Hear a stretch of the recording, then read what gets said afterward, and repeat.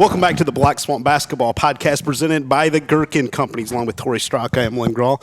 Honored to have one of Ohio's greatest basketball players with us this week, the great Dennis Hopson. Dennis, thank you so much for joining us. We appreciate it. I appreciate being here. I know you're a busy guy, and so thank you. No problem. This is an honor. No problem. Now, we had Ray Carpenter, Mr. Liberty Center, who's the ultimate Buckeye fan. Ray had been waiting out here for 45 minutes to meet the great Dennis Hopson. And Dennis, I echo what Lynn said. Thank you so much for spending time. No problem. I appreciate you guys having me. Tori, how many do you think you could have kept him under 30 back in your day? What's the over-under? Dennis, I was pretty good. Well, answer the question. You think you could have kept me under 30? No. 40? No. If he wanted to get 40, would have he got it? I mean, was I going to get a bunch of help? Were my guys going to help? No, one-on-one. Oh, geez, one-on-one. Just you and Dennis. I'm a pretty confident guy, Dennis, but I don't think I could have. No, I don't think I could have. You know what? I will say this. I get the question all the time. And I think I was able to accomplish some things on the college side because I played with great teammates. And you both know that 29 point whatever it was, that's a lot of points, especially on the Big Ten level. There's no way that if there was any type of jealousy, if there was any egos or anything else that would have prevented me from, or a person, I'm not going to say me, a person from doing that.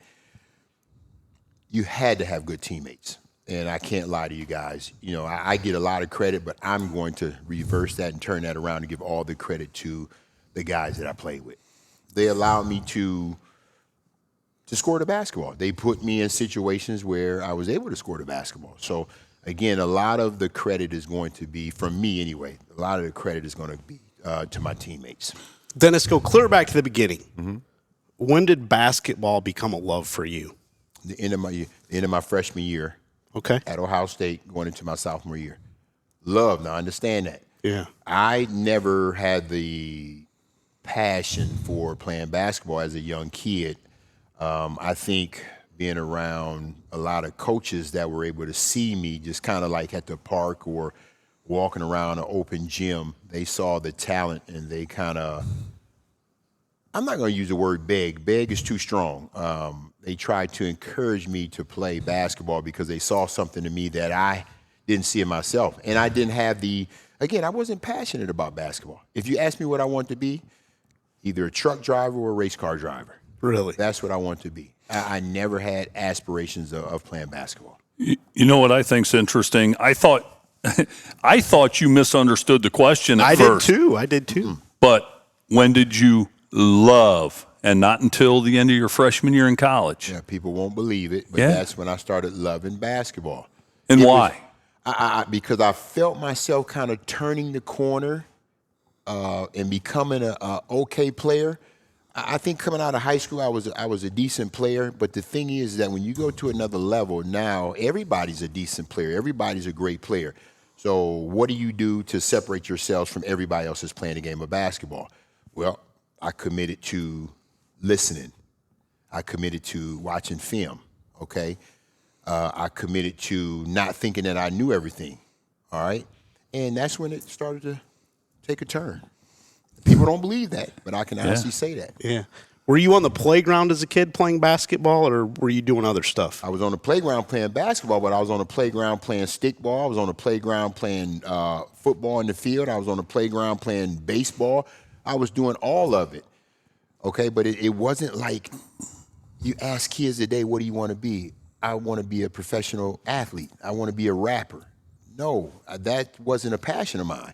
And when I went to Ohio State, this is the other thing I want you guys to understand. When I went to Ohio State, I had no expectations. I didn't go to Ohio State saying I want to be the all-time leading scorer. I didn't go to Ohio State saying I wanted to be the Big Ten Player of the Year. No, I didn't. I wasn't a Jim Jackson coming out of school. I wasn't. I was an okay basketball player that committed to University of Cincinnati that people didn't know. Ed Badger got fired, and we didn't call it decommitting back in the day. But I'm going to call it decommitted decommitting because I don't know any other word to use. And that's when I switched over to Ohio State. Yeah, that's what I was going to ask you. One of my questions here is if you were not an Ohio State Buckeye, where would you have played? I did not know the Cincinnati piece. I should have, but I didn't. I was in Cincinnati every weekend watching a game. And the thing was, they were in the Metro at that time. So you had Louisville, you had all the big-time teams. So Memphis, they were all in that Metro Conference. So when I went and watched Dwight Jelly Jones, he was a senior, these guys playing, it was rugged, tough basketball. Yeah. And I'm saying this is where I want to go to school.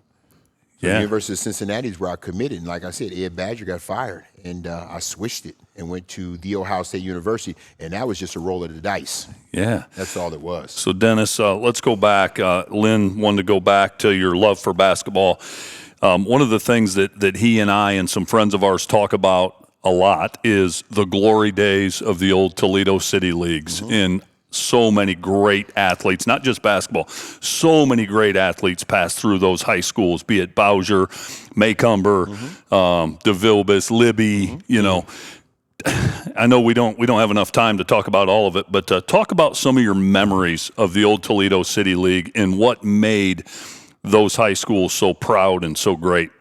It was competitive. I think it was very, very competitive. I think you had to be on your A game all the time. If you weren't, the teams at the bottom, they could beat anybody because everybody had 1, 2, or 3 good players that were capable of getting it done.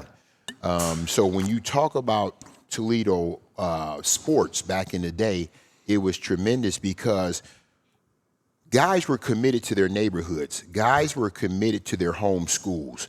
You weren't going to – now, again, Macomber wanted me bad, and my brother went there, okay? But as a little boy, it's almost like I don't want to go and meet new friends at another school. I want to stay with the guys that I've been knowing for many, many years that I grew up with. So you were loyal. So I think that's what made everybody competitive because every neighborhood or every school had 1, 2, or 3 good players, you know. And now it's not like that. You have magnet schools, you have Catholic schools, you have guys going everywhere, okay, to play. And it's just kind of watering everything down. So now it's like you might see scores of 90-5. 90-5. And I've seen that this year on the girls' side. Yeah. Just because you just don't have kids that's committed to the game. And I believe, okay, this is what I believe. I don't believe that you can go to high school and then start playing a sport that you've never played. You have to be that type of athlete or you have to be mentally in tune with the sport. But I don't just know of any freshman not playing basketball up until that point being able to play the game of basketball. I just don't. I think you have to learn at a young age and transition. You keep getting better, okay? I just don't think that you can do it. And a lot of kids are doing that nowadays. Hey, you want to play? Yeah, I'll play. They don't know how to play. They don't know how to play. They just don't. So go ahead. Well, if Dennis Hopson were going into his freshman or sophomore year of high school right now in the year 2025, does he stay in the neighborhood and play for Bowsher High School?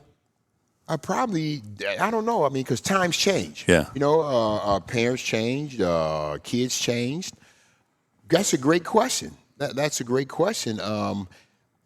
It's one that we'll never know. We'll never know. But at the end of the day, all I can do is reflect on when we were coming up, and you guys know. That's all I can reflect on, and it was a loyalty thing. Once you started, you finish. I didn't think about, when I went to Ohio State, I averaged 5 points a game as a freshman, okay? And I started a lot because we had a guy becoming eligible, so I started a lot. But when I was playing spotty minutes, I never thought about transferring. I never thought about that. I never tried to run from being uncomfortable, okay? I never thought about that. Nowadays, if a kid is not comfortable or he's not getting his way, that's what he wants to do because the coping skills are very limited nowadays. You know, we toughed it out. That's just, I guess that was part of the loyalty. That was just part of our parents saying, you're not going anywhere. You started this, you're going to finish here. That's what it is. Now you just don't get that. If it's not easy, I'm leaving. I'm going somewhere where hopefully it's easier than where I am right now. Why has that changed? Discipline changed. I think discipline changed. I used to get paddled in school. If I did something wrong, principal would bend me over and I was going to get my butt paddled. Okay? I don't know when that rule changed to where you can't discipline a kid. Okay? But when that rule changed, that's when things started to go astray. Okay? That's when we started losing our kids. That's when things started changing out here in this world. I honestly believe that. And I don't believe that us are going to, I don't believe that me or us three up here are the future. I believe that our younger generation, they're the future. And if they're going to be the future, hey, we in trouble.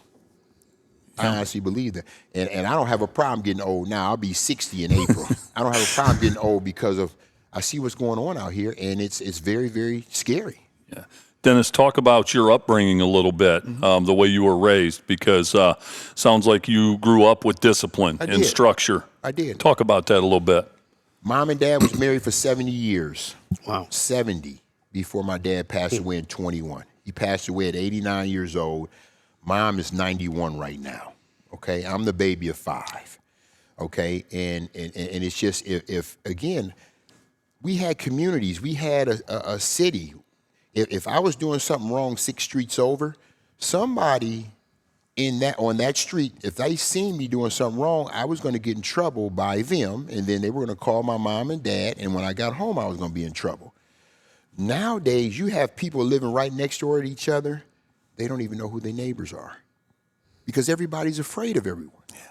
They won't even walk across another person's grass because they don't know if they're going to get what that neighbor's going to do to them. Okay? We had structure. We had structure in the house. We had structure on the street. We had structure in the community. We had structure in the state. We just don't have that now. And it's unfortunate. And what I honestly believe is I really believe that it's really stunting the growth of our youth today. I really believe that. That's good stuff, man. Yeah. Well, I can tell you this, just the little we've talked to you, your parents did a heck of a job. I appreciate it. We need more people like you. I appreciate it. And it's funny, we can, when I got the job at Lord's, the guys looked at me like I was foreign. No, I'm not foreign. The people that you've been listening to this point have been foreign. I'm not foreign. I'm going to lay the law down. The light is red, we stop. The light's green, we go. The light's yellow, we proceed with caution. I mean, that's just what it is. At the end of the day, I'm always going to look at the glass half full, but rules and structure are a part of life. They're part of life. I mean, like I would tell the guys, there's a difference between winning a game and actually being a winner. A winner is consistently consistent. That's what a winner is. A guy, you can go 1-29.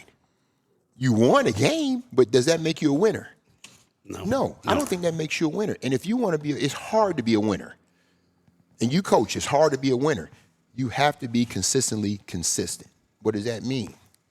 Getting to class on time, getting to the bus on time, doing what we need you to do when it needs to be done. It's hard for people to walk that line. But if you want to be a winner, you have to. And that goes in life, in life in general. You have to walk that fine line. It's just what it is. And that's just me. That's just me. I'm sure, well, definitely there's some Buckeye things and stuff that I know we want to know and our listeners want to know. But the one thing I want to jump to, and then we can rewind, Dennis, your roots are here in Northwest Ohio, and you could have lived anywhere in the world. Why have you always come back home? 2 things. Parents. 3 things. Well, I should say I'm going to add family. I'm going to say family. Okay. And then I feel a commitment to a community that committed to me. And I hope that makes sense.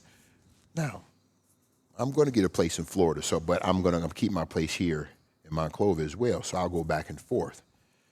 But at the end of the day, I feel a need to return something that was given to me along my life journey and my athletic journey. Okay, I had great people in my corner outside of mom and dad, brothers and sisters. Great people. Okay, and I mean that. So I feel that it's necessary for me to, and I'm not going to say return a favor. I don't know how to, but I feel a need to return what was given to me. That's the main two reasons why Northwest Ohio, Toledo, Ohio is always going to be home. That's awesome. Who are some of those people that impacted your life, Dennis? Outside of mom and dad, again, neighbors, community, state, coaches, and this is personal. This is like grabbing me, taking me by the hand, or calling me on the telephone. And, hey, man, if it's going good, okay, great. If people see me or felt that I was going astray and they couldn't get to me, pick up the telephone and call me, okay? Or if they see me, like I say, they would grab me. Hey, man, you got to correct it. You got to correct it because that's not your character. And I'm not going to ever do anything out of character. But again, we all might take a left turn when we should have went right. So just everybody. I mean, I'm not going to sit here and say names because there's too many people to name, and I would leave a whole lot of people out. So I'm not going to put myself out there. But at the end of the day, our community was great to me, and a lot of people, not just me. Okay, and I feel the need to return a favor to any kid that's willing to listen. Can we get back to those days? No. It's gone. It's gone. It's gone. Now, am I wrong for saying that? People might say, hey, I'm watching this. What is he talking about? He's not coming back. I don't believe that it's coming back because character is it means a lot. Character means a lot. And I don't know that a lot of people understand what the definition is. I don't. Integrity, 6 core values: family, integrity, balance, respect, attitude, and leadership. Those are my 6, okay? The kids that play for me, they know that. They can reel them off. People that really know me know those are my core values. I just don't see it. I think it's a selfish world. I think everybody's greedy. Okay, and I think if people aren't getting what they want,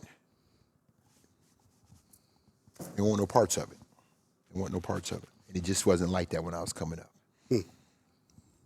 That's some good nuggets, Yeah. Dennis. This is awesome. Did your parents grow up in Toledo too? They agree, yeah. Okay. Yeah. Mom's from Cincinnati, but again, moved here again, she's 91 years old. Dad was 89, so they've been here forever. And there's 7 years difference between me and my next brother, and then the rest of the 4 are very close. Okay. In age. Okay. We're all close as a family, but they're real close in age. I was a spoiled one.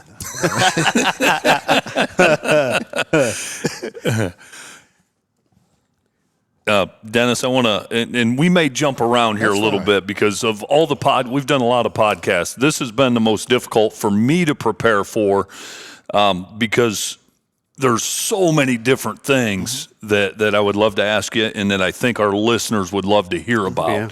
But one thing, doing a bunch of reading today, Jimmy Jackson was my all-time. He's the reason I wore number 22 in high school. Yeah. I love Jimmy Jackson, but growing up there, you were in the mid-'80s. I was born in 75, so you're the first real Buckeye I remember. I don't remember Jerry Lucas and guys like that. I remember Dennis Hopson, And so one of the things that I was reading about today is when Coach Eldon Miller left at Ohio State and Coach Gary Williams came in, they talked about Gary Williams' style and his tempo and his pace fitting you better. Mm-hmm. Talk about what it meant to you when Gary Williams came into Ohio State.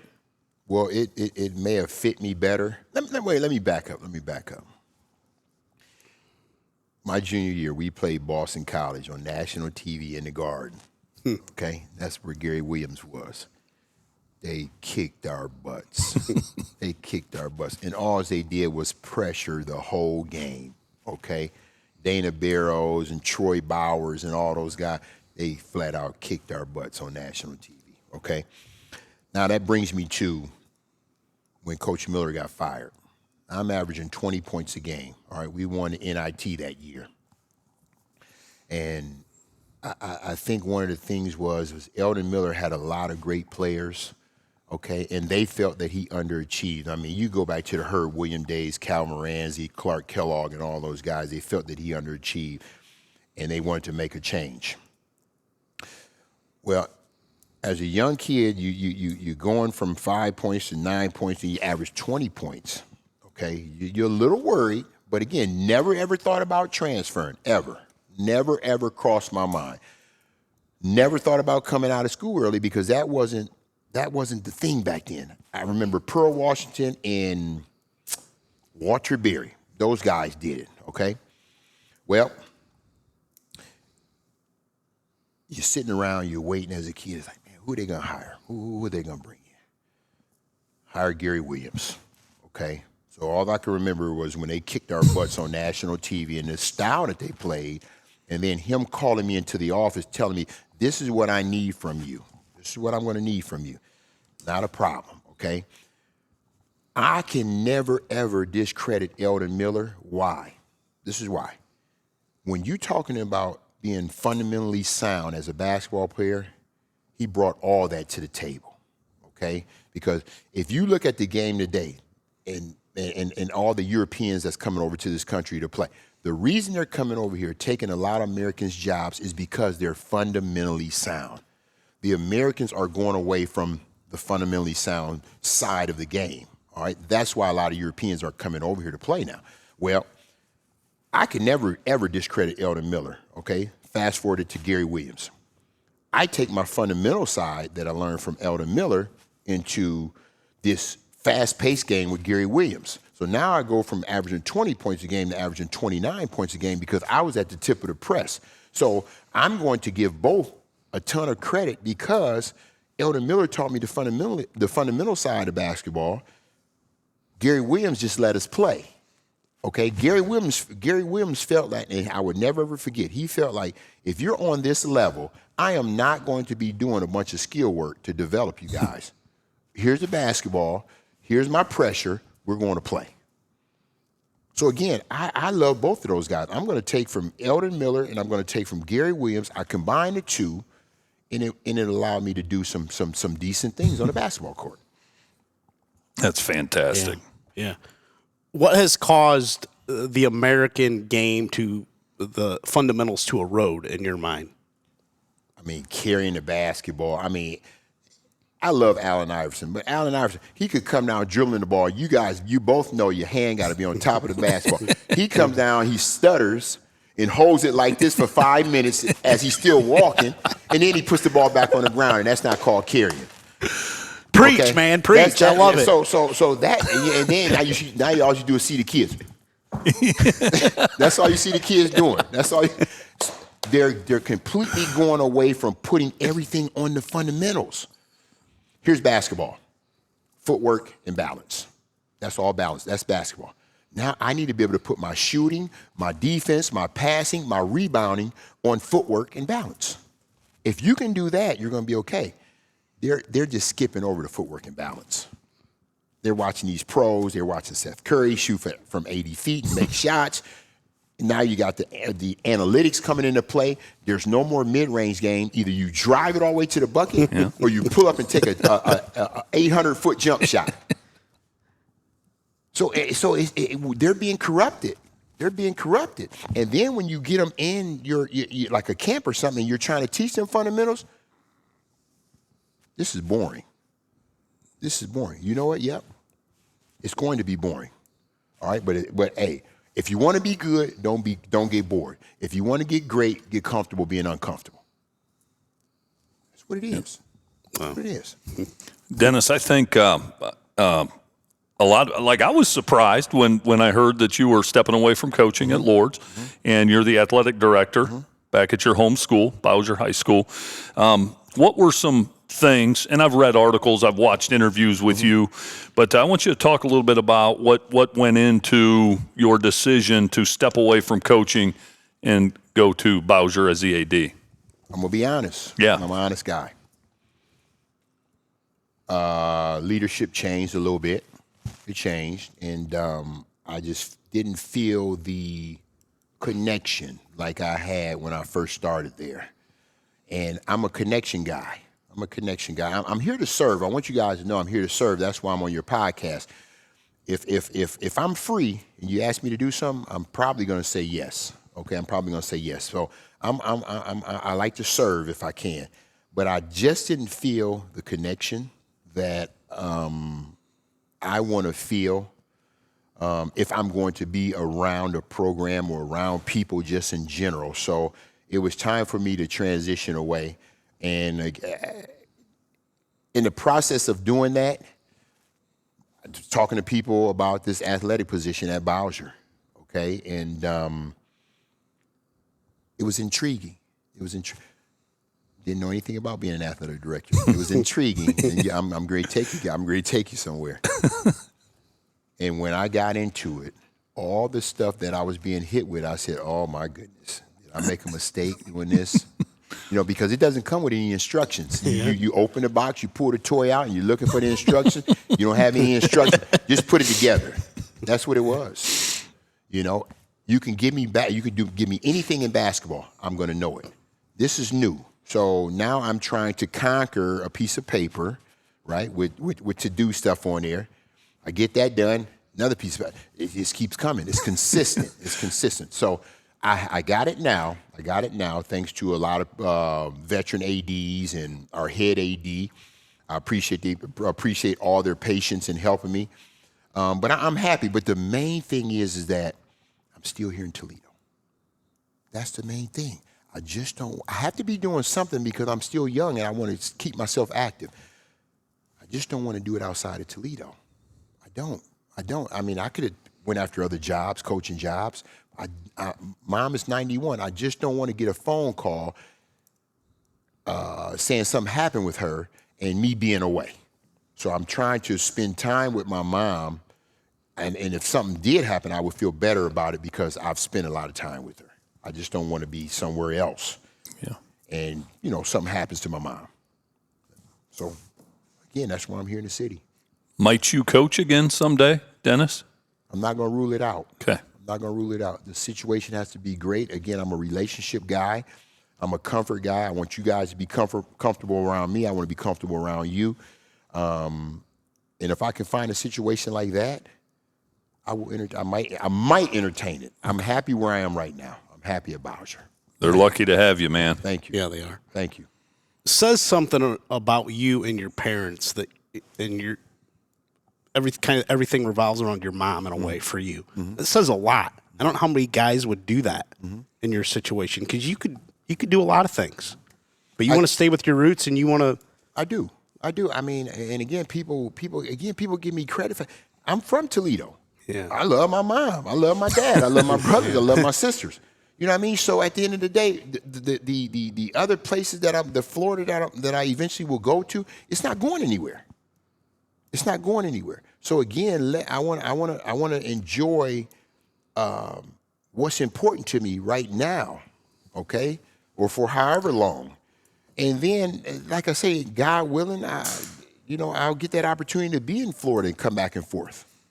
I mean, Dennis, how many number 3 overall draft picks in NBA history went back to become the athletic director at their high school? It just doesn't happen.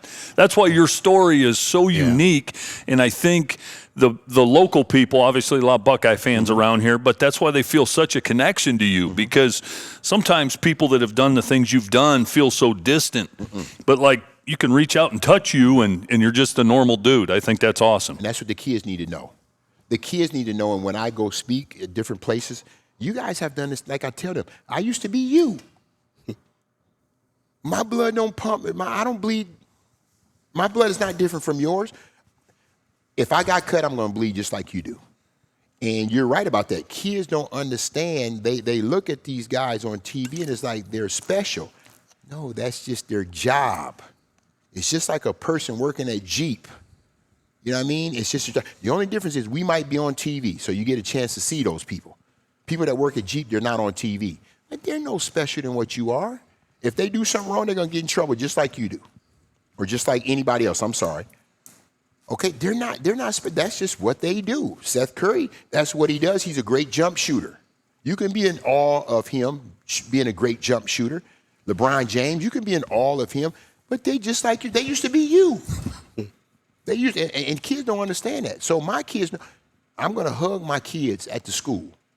I want them to shake my hand. I want them to understand, like I say, hey, I used to be you.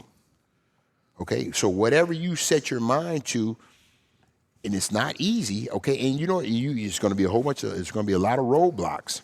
But at the end of the day, and I'm not saying you can be a professional, you just want to be successful. That's what it's all about. That's what it's all about. In my neighborhood in Columbus, there's no professional athletes that live in my neighborhood. Here, nor in Columbus, no doctors, lawyers, whatever you want. Hey, you can get it done. You can be considered successful without being on TV. And kids need to understand that. It's awesome. Yeah.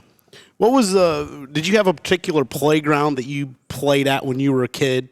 We always hear about Rucker Park or something like that, the New York City kids playing. Did you have one of those in Toledo? Yeah, Ryder Park. Okay. Yeah, Ryder Park is where we played. That's where I went to elementary. It's torn out now. It was off of Nebraska, right there in Nebraska and Underwood. Okay. Yeah, right off of Burn Road a little bit, not far from Burn Road. But that's the part that I grew up on. And again, when I talk about community, I talk about big brothers. Like people might call me big brother because I'm much older than them. Same thing holds true for when I was coming up.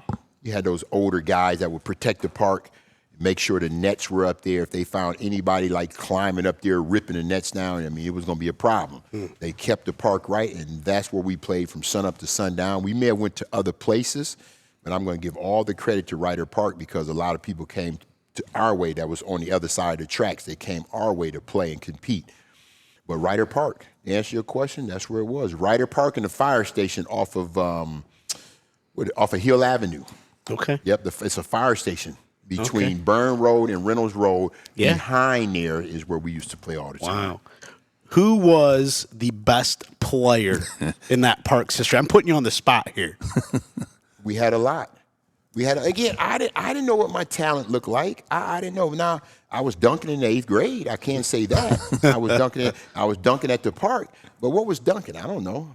Other guys, I don't know. It was a dunk. I don't know. I was excited the first time I did it. But at the end of the day, we were able to get better because we were playing against guys that could play.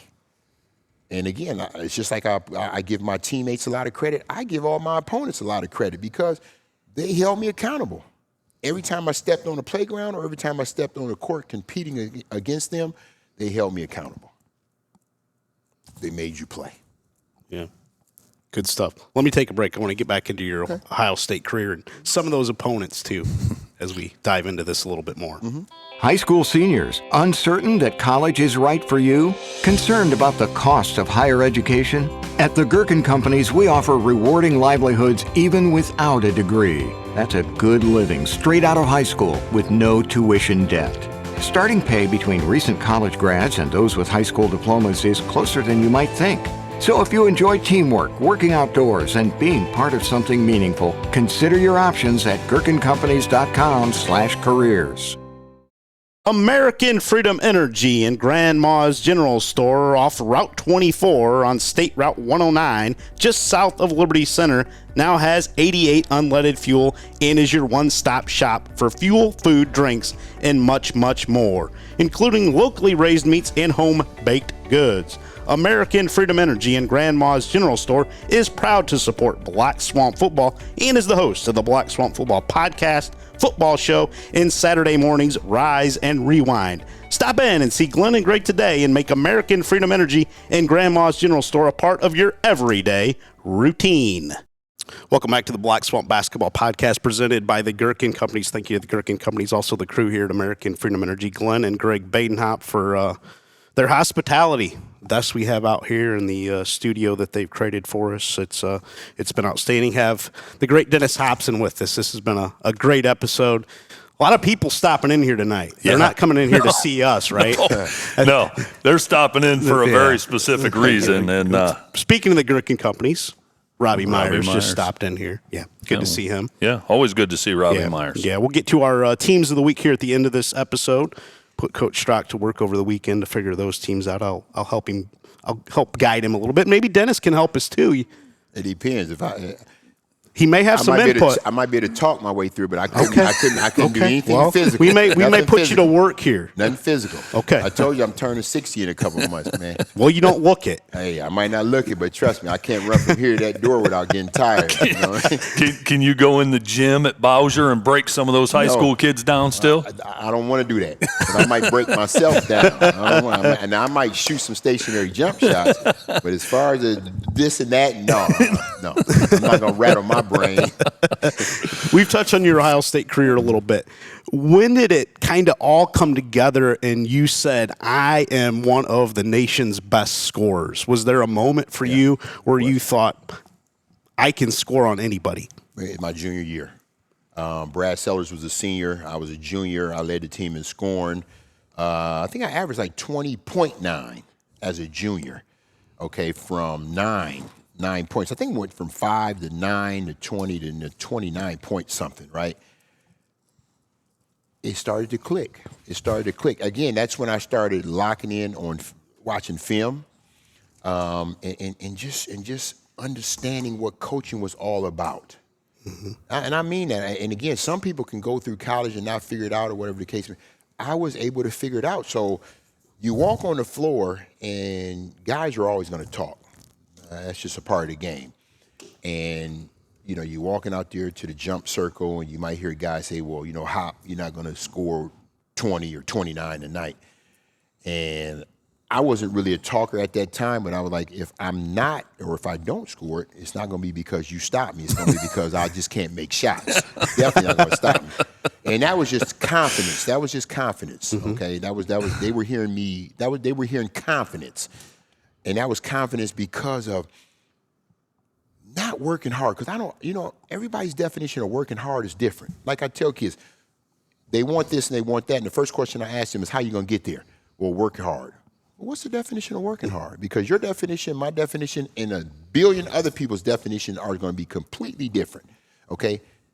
Always say the right work. Because if you're doing the right work, then you're getting the results that you're looking for. Somebody can go in the gym and work hard for 4 hours and still can't shoot the basketball. And then somebody might go in there for 20 minutes or half an hour and they're able to knock down a whole bunch of shots. Well, that person's doing the right thing. You're working hard, but you're doing the wrong thing. So I always say right work, okay? But that's what I started doing. I started doing the right work, but it was more here than out there on the basketball court. It was more of me sitting down with coaches and understanding the content that they were delivering. That right there took me from there to there without a ball or a basket.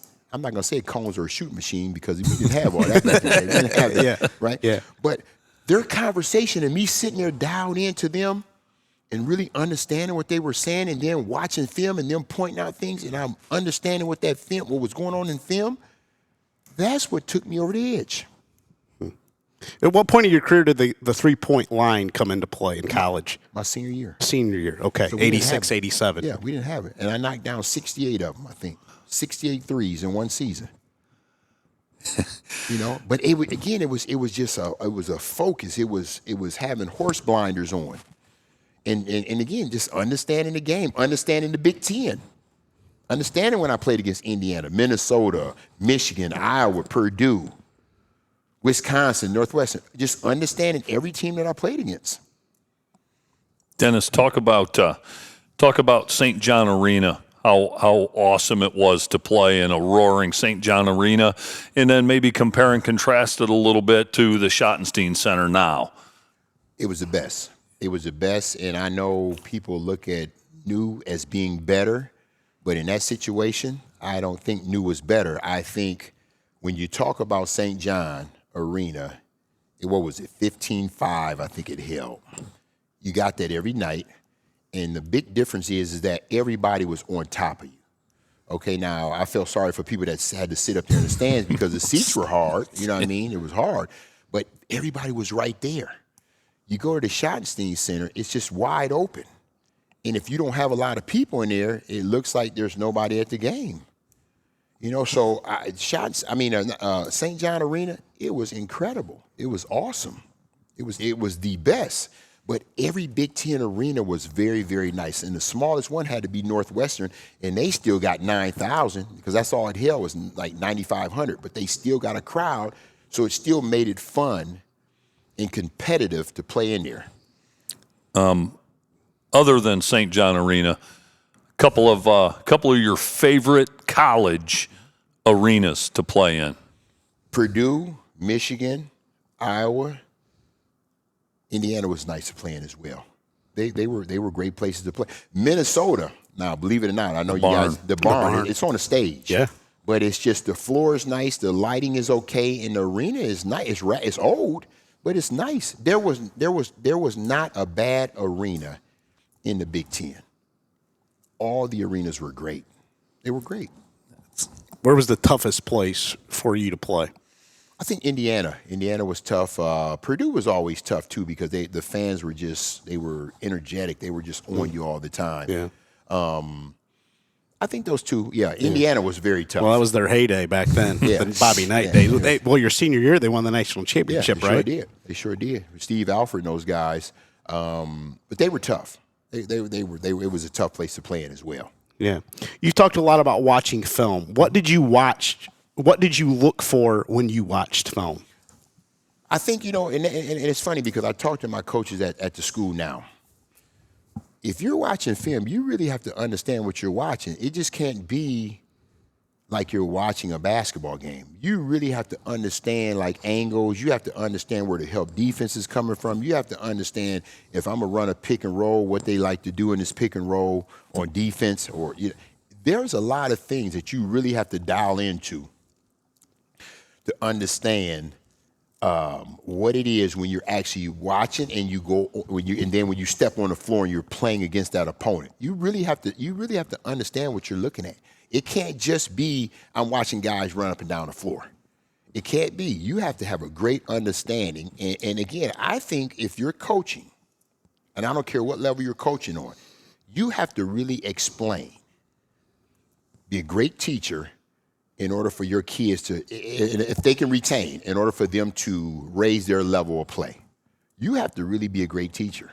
You can't just say, I want you to go down and set a screen, and I want him to come off the screen. I want you to pass him. No, you setting the screen, this pin down. Which way is his butt facing? Depending on which way his butt is facing, it's going to depend on how he's coming off that screen. Okay, if the screen is too low, the guy's going to go over the top. So you want to make sure you set that screen high enough so if he goes over the top, now you can curl fade and bump out to the corner. Boom, you're wide open for a wide open jump shot. You have to know all this stuff. Okay, 12 to 15 feet of spacing. Okay, only time we're going to come together is on handoffs, ball screens, and loops. I don't want you guys on top of one another because now you got one guy that's on defense being able to guard two. Okay, you got to understand how to get 4-on-3s, and 3-on-2s, and 2-on-1s. You have to understand how to do that when you're playing basketball or any sport. You got to know how to do that. A lot of people can't explain it that way. Yeah. Give us a couple guys, Dennis, that were really hard to score on. Some of the better defenders that you faced. We'll just go college now. We'll get to NBA here in a little bit. I think a lot of guys, because back then, and I'm gonna tell you why it was tough, because they allowed you to get away with a whole lot on defense. I could grab somebody on their waist and kind of guide them where I wanted them to go, or I can arm bar them. That's a foul now. Okay, you drove to the bucket and you got hit by somebody and they knocked you down. That wasn't a foul. Okay, so again, that right there allowed you to think as a player, hey man, I better not drive in there, man, because somebody's gonna put me on the ground. You know what I mean? So again, just that happening right there made them a better defensive team. You played against your Purdue's and your Todd Mitchells and your Doug Lees and all those guys, Troy Lewis, them guys. They could play. You played against Michigan, Roy Tarpley, Richard Ralford, Antoine Jobert, and all those guys. Gary Grant. Man, them guys could play.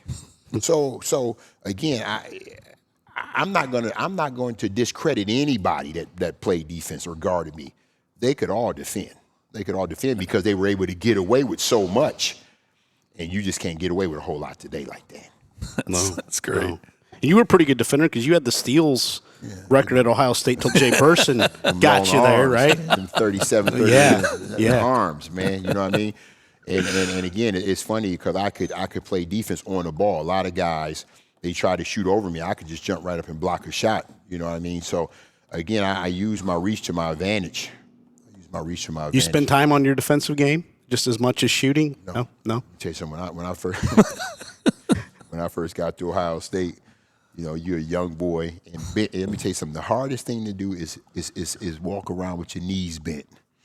I wanted to stand up and just bend over at the waist, but it's like bending your knees. And I'll never forget, one day I did something in practice, and I'll never forget Elder Miller saying, "That a boy, Dennis. That a boy."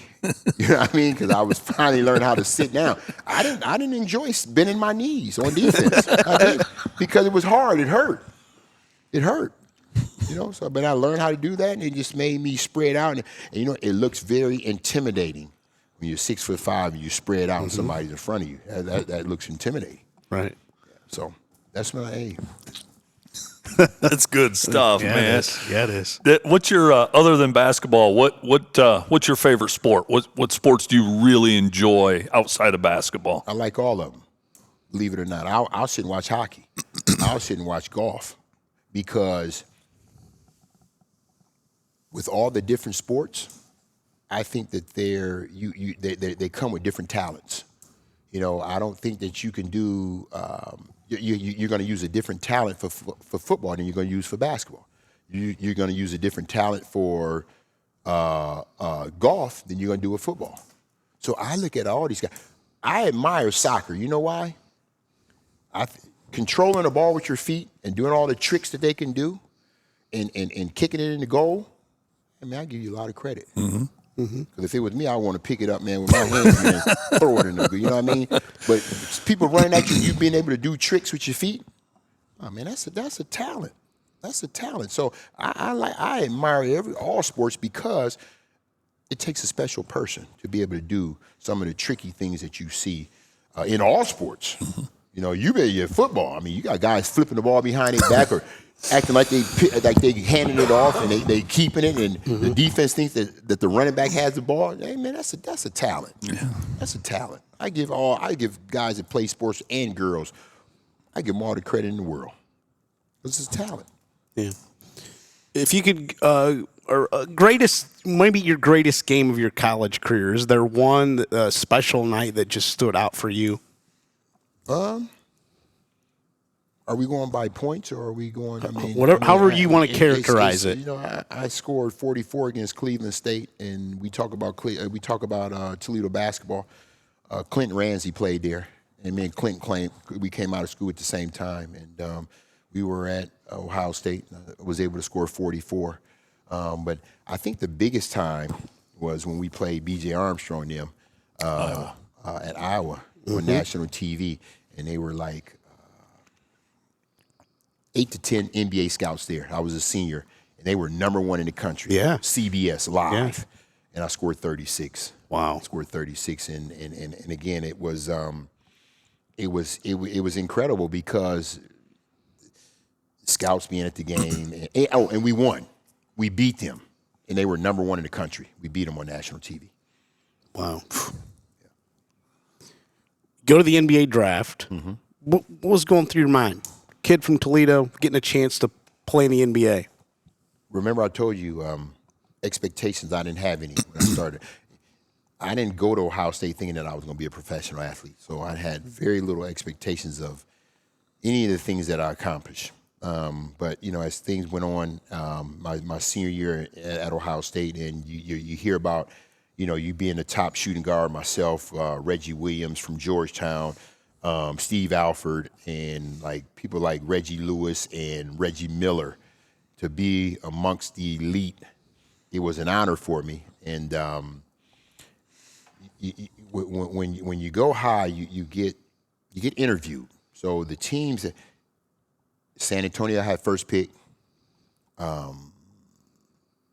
Phoenix Suns had the second pick, New Jersey had the third, and the LA Clippers. Okay, I went to all 4 of them. So it's an honor to know that you might be picked 1, 2, 3, or 4. All right. Now,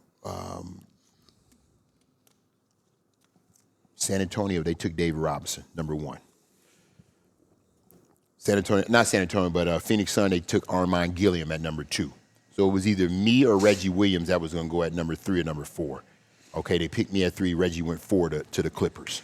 But it's an honor for you to, a kid like myself, you said it, coming out of Toledo, Ohio, with very little expectations, okay, to put himself in a situation to where he was drafted 3rd. It was just an honor because, again, I didn't have those. I didn't want to be a professional athlete when I started at Ohio State. That came into play midway through my junior year when you start picking up Street and Smith magazine and you start seeing your name in there, that type of thing. So it's an honor. It's an honor. What was the toughest part of the transition from college to the NBA in your mind? Physicality, speed, ruggedness. All of that played a major part because now, and you have to understand this, when you're a 2 guard and you're a 3 on that level, back in the day, the ball's going to be in your hand a whole lot. You got these big guys setting these screens for you to get open because they want the ball in your hand, all right? But you got to play defense at the other end, okay, with big guys setting screens on you. And when you talk about Jeff Malone's, Michael Jordan, Ron Harper, Rolando Blackman, Dale Ellis, all these type of guys playing at 2, these are guys that you have to guard. So these big guys are trying to get them open. So you're fighting through screens, you're doing this, you're doing that, you getting ball, they're setting ball screens. So it's tough. It's tough. The 2 and the 3 is tough. It's tough. So those 3 things, as far as the speed, the physicality, and the roughness of the game, it was a big adjustment.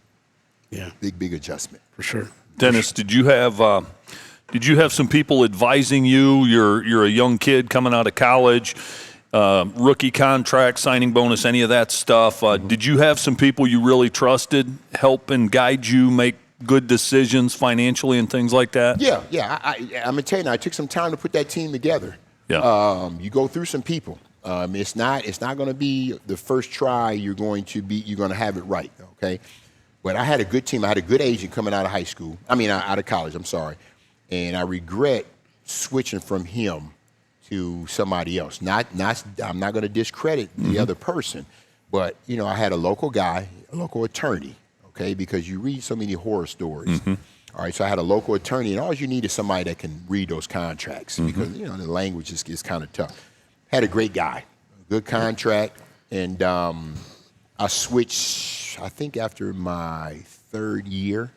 And what caused me to go overseas, I had a guaranteed deal for 1 year because I played well. When I got traded from Chicago to Sacramento, I had a guaranteed, they wanted to sign me for 1 year, okay? But what would have happened was, had I taken that deal, I would have become an unrestricted free agent. So that meant that I could entertain offer sheets from anybody.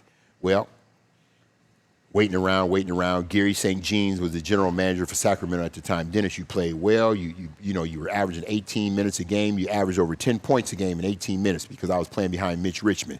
It was Mitch Richmond, Spud Webb, and we was like a 3-man rotation, right? Played well. Fans loved me. They only wanted to give me 1 year. My guy wanted me to take a multi-year deal. Well, they couldn't give a multi-year deal because they had just drafted Walt Williams out of Maryland, okay? And then they were still paying people like Ralph Sampson that was no longer there, okay? So, again, if all you can get is a 1-year deal, I should have took the 1-year deal. I never forget, Brad Sellers was overseas. He was calling me all the time. Hop, take the 1-year deal, man, because anything could happen after that, okay? That's what happened, greed. So now, this is my thing. I tell kids, be in charge of your own personal growth. Do not put your your future in anybody's hands, all right? You do what you feel is necessary for you, okay? Because then if you make that mistake, it's on you. Then that's okay if you make that mistake. But if that mistake is made because of somebody else, it's just not good. But that's what caused me to go overseas. And I went overseas and I was making too much money, and we start earlier overseas. So I was making too much money to try to come back here and make somebody's roster. So that's what kind of pigeonholed me into playing overseas. Okay. Okay. I know there's somebody out there listening right now. Well, you got to ask him about his days with the Bulls and Michael Jordan. What was that like? What people hear about Mike is not. Mike wasn't walking around beating on grown men. I want you guys to understand that. But I will say Mike was very competitive, and Mike might walk up to you and give you a hard pat on the butt if he felt that you weren't being as competitive. Because Mike, when I got traded here, myself and Cliff Livingston, we got traded here at the same time. He was coming from Atlanta, I was coming from New Jersey. And you just led the Nets in scoring your last year, right? I led them in scoring. Yeah. And again, I kind of got out of character. I kind of got caught up into the I had 4 coaches in 3 years. Bill Fitch was my last coach. We just didn't see eye to eye, okay? And you're going back and forth with authority, and I, like I tell kids today, I used to be you never been me, okay? Because I got the age on them, okay? When they get, like I tell them, when they become of age, they can say the same thing, okay? I never was Bill Fitch, but I'm older now, more mature now, and I understand that. So I should have paid attention to him when I started climbing to the top at Ohio State, because I paid attention to my coaches. Well, with Bill Fitch, I should have paid attention to him. Well, I think it got personal. Long story short, it got personal. He trades me away, and we had like 12 different owners at that time in Jersey. Why would you trade me to Chicago? I didn't like the trade at all. Everybody else, I'll never forget, I was doing a basketball camp at Rogers High School. I got a phone call saying that you're going to be traded to Chicago. And when I was telling people, they were excited about it. I wasn't excited about that trade. Why? Because I'm just coming off of leading Jersey in scoring, right? Being traded to a team where I'm going to be playing behind the best player to play basketball in Michael Jordan. Who wants that? I watched Sam Vincent when he got traded to Chicago. I watched Sedale Threatt, okay? I saw Reggie Theus get traded away because of Mike. Who wants that? And I like Mike. I like Mike, but I was young. I'm young. I'm starting to feel myself in the league. So it kind of set me back a little bit, and I think because I didn't buy into what Bill Fitch had to say, I think it was more like a punishment. I think it was more like a punishment. Okay, so I came out of character a little bit. Instead of listening to authority and understanding what somebody of substance was trying to teach me, it's like, hey man, I started feeling myself. And when you start feeling yourself, that's when things go astray. Had you stayed with the Nets, would have your NBA career been different? Your professional career? It would have been. It would have been different because again, I averaged 50, almost 16 points a game. Okay, when I tell you guys I started understanding college basketball, I was starting to understand the pro game. Now, here's the thing: if I could do it all over again, the word selfish is a little strong, but I was a third player picked. Dennis, when I got picked, you guys didn't know it. I don't know if you paid attention to this. When I got picked, they gave me number 23. I wore number 23 as a rookie. I didn't understand what that 23 meant until after the fact. I thought it meant I couldn't wear 32 because Dr. J used to wear 32 and it was retired. Well, that meant something to them. I didn't know what it meant. But if I had to do it all over again, I would have been a selfish something. Yeah. I would have taken a lot. I would have been selfish. And if I would have been selfish, I could have easily averaged 20 points a game in the pros. Wow. Easy. I love your honesty, Dennis. I love it. Seriously. No. I mean, just tell it like it is. Absolutely. Yeah. So that's great. So in their prime, both of them in their prime, I know you can't compare generations. Jordan, LeBron, a game to 10 by ones and twos, head to head. Who you putting your money on if you were a gambling man? I got to go with my guy, Air Jordan, MJ. I got you. Now, it depends on how many dribbles you allow. It's a couple things. It depends on how many dribbles you're going to allow. That's the first thing. And then it depends on if LeBron James wants to use 260 pounds. Yeah. You know what I mean? If he's just going to Barkley him down to the post and get as close to the basket as he can and just lay it in. You know what I mean? But I got to go with my guy. I got to go with my guy. I mean, man, let me say this. The way you guys see him you're watching him on TV. That's the way he practiced. That's the way he came to practice every single day. The red team, myself, Will Perdue, Stacey King, B.J. Armstrong, Cliff Livingston, Craig Hodges, okay, against Michael, Scotty, Horace, Bill Cartwright. I'm missing somebody. Paxton? Scotty Pickett. Pax. Here you go. Yeah. Pax. Yeah. Man, you're on the table getting taped, and all you hear is a bunch of it's going back and forth. I'm gonna open up a can of whip, you know what? But I can't say it on here. You know what I mean? It's just man, going back and forth. So it was competitive in the training room before we even got started. But I'll tell you what. Was it like that every day? Every single day. And you know, let me tell you this. When I got traded there, I understood those guys were on a mission. Because they were that close every single year. Mm-hmm. They were that close every single year. They were on a mission, okay, to get over that hump and beat the Detroit Pistons. So everything was focused. And again, if you weren't playing hard, you were going to hear about it. You're going to hear about it. Because it was that competitive. Wow. Who was the baddest dude in the NBA during your time? You had a few of them. You had Xavier McDaniel. You had Bill Laimbeer. Who else could I say? I mean, you had a lot. You had a couple Rick guys. Mahorn. You had Rick. Yep. You had Rick. That was their culture. That was a part of their DNA. Okay, that Detroit Pistons. They just that's the way that they played, and that's why Michael started committing to the weights because he didn't lift weights like he started to as he started getting older, but he had to. You have to because they were coming. But I tell you what, when we got over that hump of beating the Pistons that year, I don't think we were afraid of anybody else. And I'm not saying we were afraid of them. It was just getting over the hump. But we lost to the Lakers that first game. And that was it. Never lost again. Why did you get over the hump against the bad boy Pistons in your mind? I think it was a focus. Like I said, it was a focus and it was a commitment that this is it. Everybody was lifting hard daily and building their bodies up and getting stronger and again, coaching one another. And when I say by coaching one another, just being super, super competitive, pushing one another. Yeah. Competing extremely hard. You need that team to kind of push you, get you to the next level. You need even if I was on that second team with BJ and Livingston and those guys, right? Stacey King. If you weren't playing hard, they were gonna let you know because they're trying to beat that first team. What was Dennis? Just briefly talk about, and I know you could probably talk for a long time. Talk about Phil Jackson. What? I mean, that guy's kind of a unique guy. I mean, I watch him and I think, man, this guy's a different cat. Talk about Phil Jackson a little bit. Mindset. It's mindset. And as you get older, well, let me say this.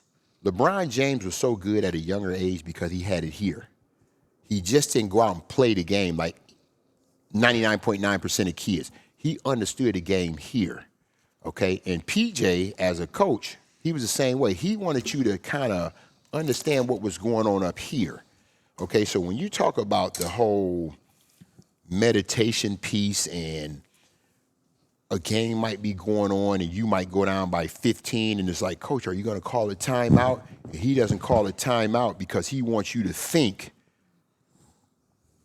what got you down by 15? Okay, what got you down by 15, you better figure it out because if not, you're going to go down by 30.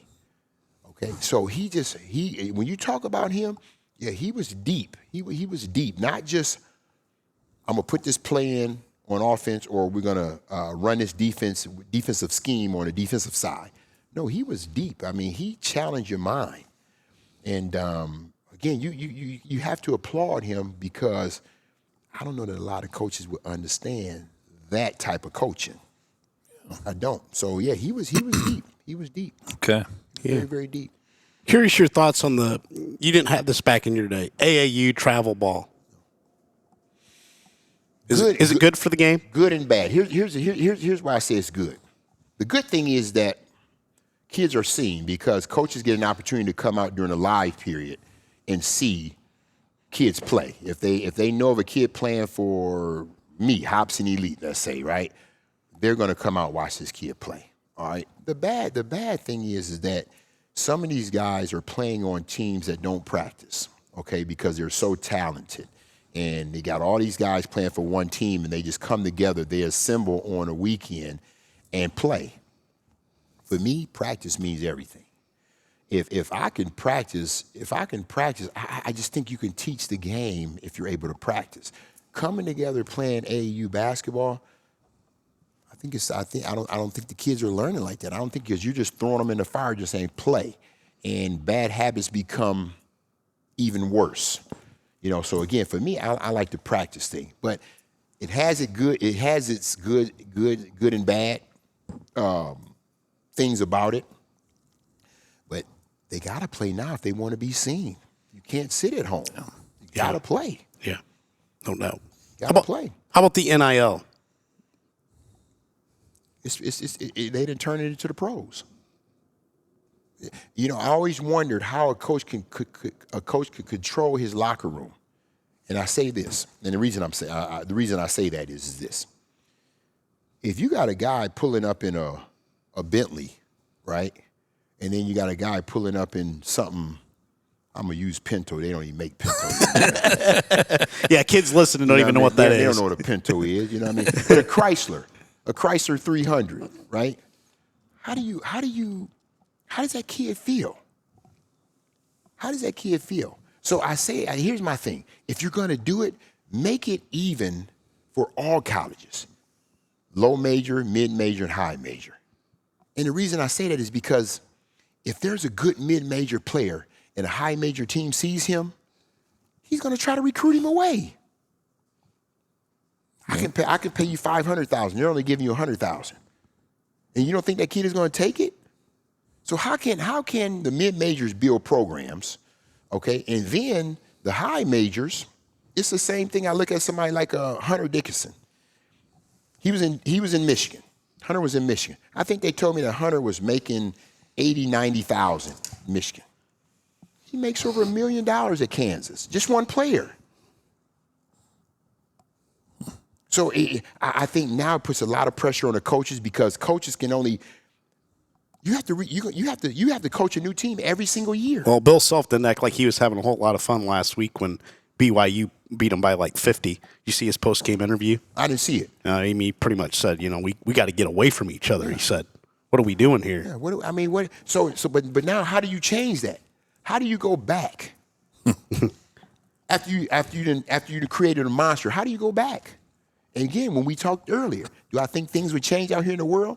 No, because it's hard to come back. It's the same thing. How do you come back? Yeah, no doubt. Curious your thoughts on, I've seen all the documentaries on the great Villanova team that took down Georgetown with Raleigh Massimino, and you coach with them down in Florida. Give a little perspective on what Raleigh is as a person. And he's the best. He's a family guy. I already know family, but that's what he preaches for kids. Every kid that we had, we were always over Coach Mass and Mrs. Mass's house eating pasta. Eating pasta. Yeah. Actually, I started gaining a little weight. You know what I mean? But he's all family. That's all he preaches. Loves the game of basketball. He loves kids. Okay, and I'll never. He was 70. He's still doing it. Still sharp. And that was the best time for me, because Rollie Massimino, Bill Raftery, Jay Wright, Chuck Daly, they all lived in the same area. So just like we're talking right now, I'm in rooms with those guys all the time. We're breaking bread, okay? Because they want to keep getting, they want to get better. They want to get better. So it was the best 2 years for me when I was at Northwood University coaching under Coach Mass, because not only did he teach me basketball, he just told me a whole lot of things about, when you take my seat, you're going to see what it feels like to be a head coach. Just a whole bunch of things. But the biggest thing I took away from, you got to keep it family. Those kids got to know that you love them, sincerely love them, not play love. They have to know that you're sincere about how you feel about them. And Coach Masters that guy. Yeah, That's awesome. Documentaries that you watch on Yeah. 85? Is it 85 Illinois? You stole the ball because he knew. And I used to tease him about it. You knew you couldn't beat Georgetown. That's why you held the ball. Luckily, they didn't have. I don't know if they had. Did they have a shot clock? They didn't have a shot clock. Maybe 45 seconds back. Yeah, it was high. It was high. Yeah, it was high. Well, they shot 80% or something crazy that night. I tease Ed Pickney when I see Ed. You couldn't be Pat Ewing them. You got lucky if you played them 10 times. You'd only beat them that one time. Yeah, boy. And them is my guy, so I can mess with them. Harold Presley and all them guys, I can mess with those guys. Man, the Big East back then. Yeah. That's That was another big good time. 30 for 30 documentary. Yeah, big time. Oh, The guy that started that was big time. yeah. That was big. Pearl Washington. I played with Pearl in Jersey. See, Pearl came out early. We're the same age, but he came out early. But that was my running buddy in Jersey. Yeah. Wow. Yeah. So yeah. Man, I could sit here the rest of the night Yeah. and talk to you. I could too, but here's what I've been thinking. Dennis got himself a new pizza oven, pizza He maker. does. I sure he did. does. And we've held him. I do have one more question for him. I want to ask him something before you ask Okay, it, go since ahead. I mentioned pizza. Your favorite pizza in Toledo, and I know you don't want to discredit anybody or leave anybody out. But if Dennis Hopson's ordering pizza on a Friday night, where are you getting it from? I like Geno's. Geno's, I like Geno's. the original Geno's. Yep, the original Geno's. Yeah. Okay. Over on Monroe. Okay. A little greasy. I'm gonna be I'm honest. A little greasy. I gotta set my stomach right and make sure my stomach's right. Yeah. But Geno's. You've traveled the country. Where's the best pizza, though, Dennis? Europe has the best food in general. Okay. Because they eat right. Yeah. They eat right. You know, we don't eat right. We don't eat right. And they are very conscious about how they cook their food. They eat right. So, and where I played over in Europe was big time country. So when I played, everybody spoke English. You know what I mean? It was like I was home. And I could get great food wherever I went. So I was spoiled. But yeah, I would have to say, now I can't say the names, but they were great restaurants. Not discrediting anybody here because I love food here, but Thin crust, deep dish. thin. You like thin. I like thin. I want it to be like a graham cracker. Crunch. You're talking my style here, man. I like that. What are you putting on your pizza? I don't eat pork or beef. Okay. I haven't had that in 30 years. Okay, so it's gonna be something turkey, turkey bacon,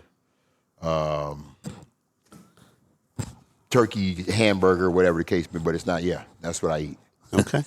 Okay. That's what I eat. My last question for you: where the Ohio State program is at right now, and Coach Diebler? Give me some thoughts, because I know he's taken my Ohio State friends they're not happy right now. They're not.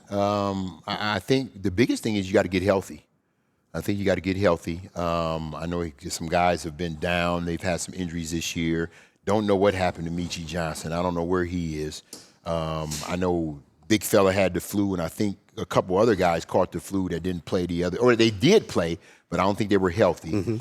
But I would say, Ohio State is always going to be one of those. It's a prominent university, okay? Go for the gusto. I'm gonna recruit I'm gonna recruit the best.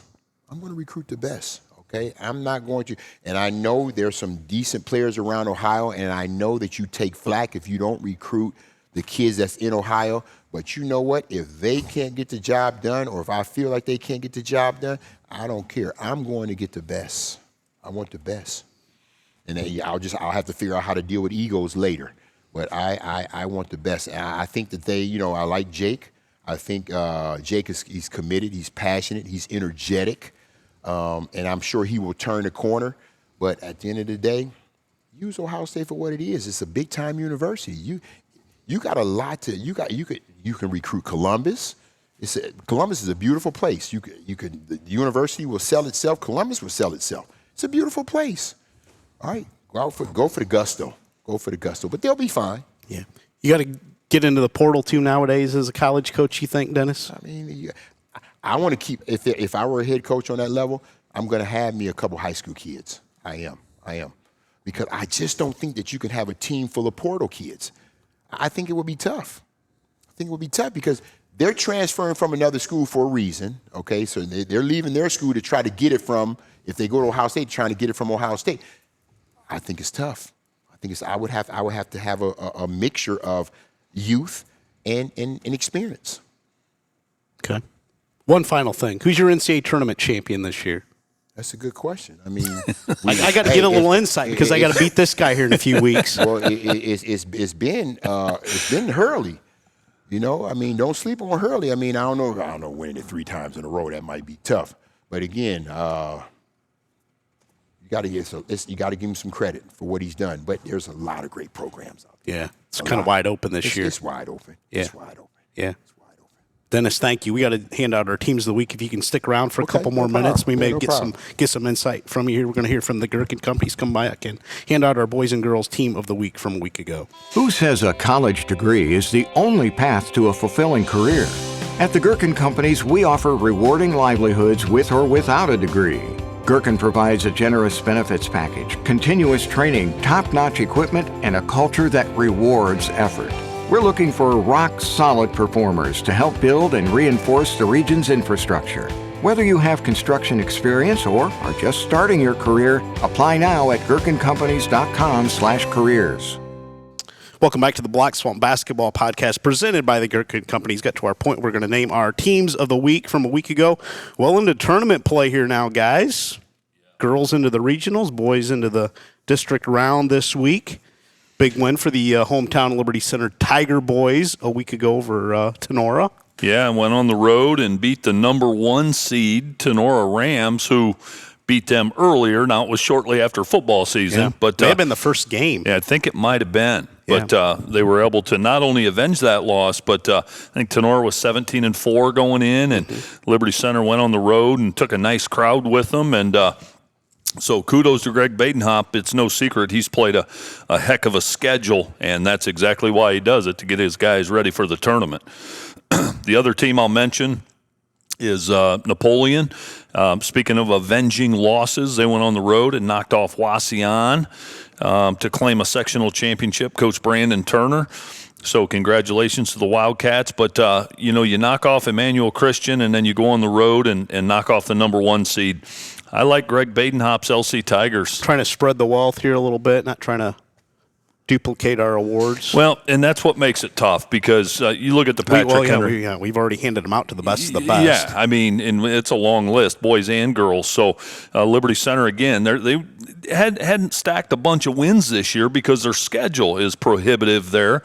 But that's why they do it, and the results followed them. Big win over Tenora. You okay with Liberty Center and Greg Badenhop? Liberty Center boys. You okay with that, Dennis? I have to be. All right. Well, you can interject. Interject here. They seem to be winning, so keep pushing forward. Yeah. I love Girls side. Boy, girls is tough. Again, Anthony Wayne Generals, they're rolling. We've already awarded them. The Patrick Henry girls, I mean, they're on fire. They knocked off Ottawa Hills Saturday at Napoleon. In fact, I go into school this morning, into the Grand Canyon, and the net hadn't been replaced yet. And one of my students said, "Coach Strzok, what happened to the net?" And I said, "The Patrick Henry girls took it." And they had no idea. Some of those kids had no idea that PH played there. Well, what they did? How'd they get in here? Don't worry about it. We'll get it fixed. So they're red hot. But a team that we haven't recognized, Coach Todd Sims at Perrysburg has done a great job for a long, long time. And, Division I's a little different now in this area because there's so few Division I teams. But the Perrysburg girls were able to claim a district championship by knocking off Findlay on Saturday, I believe. So the one girls team, because we've awarded so many other great teams, I've got the Perrysburg Lady Jackets and Coach Todd Sims. I like that. Okay. LC boys this week and the Perrysburg ladies. I like it. I do too. I like it. Best wishes to all our remaining area teams. Exciting time of year. It's the best. It's best. Division 7 divisions, a little bit different. I'm more of a traditionalist, Coach Hopson. There's some teams that have more opportunities now with more divisions, and you can't argue with that because kids get some cool opportunities. But it's going to take me getting used to a little bit. Yeah, me too. It's going to take getting a little used to. It's changed, yeah. Yeah, I'm heading to Clay tomorrow night to watch Napoleon and Perkins. And then Wednesday I'll be at Defiance watching Patrick Henry and Fairview. And then Friday, Saturday, we'll take Figure in out. take in some district final boys. Yeah. Great time of year. And Dennis, thank you I appreciate so much. You guys have been great. And this has been a lot of fun. I appreciate it. The opportunity to come down and just share. Well, share stop, some things stop with back you. again, please. I will. Stop back again. I will. This Again, was- I'm here to serve. And you're doing well. Yeah, I appreciate You're doing it. very Yeah, well. I And the appreciate Toledo community should feel blessed to have you. Appreciate it. Still Thank part of the community, because you could have went, like Tori said, a lot of different ways. yeah, And yeah. you have served, and you're doing well. Thank you. appreciate it. Thank you. Thank Appreciate it. Awesome, Dennis. Thank you. Yep, Yeah, thanks. we'll be back next Monday with our podcast. Have a great week, everybody.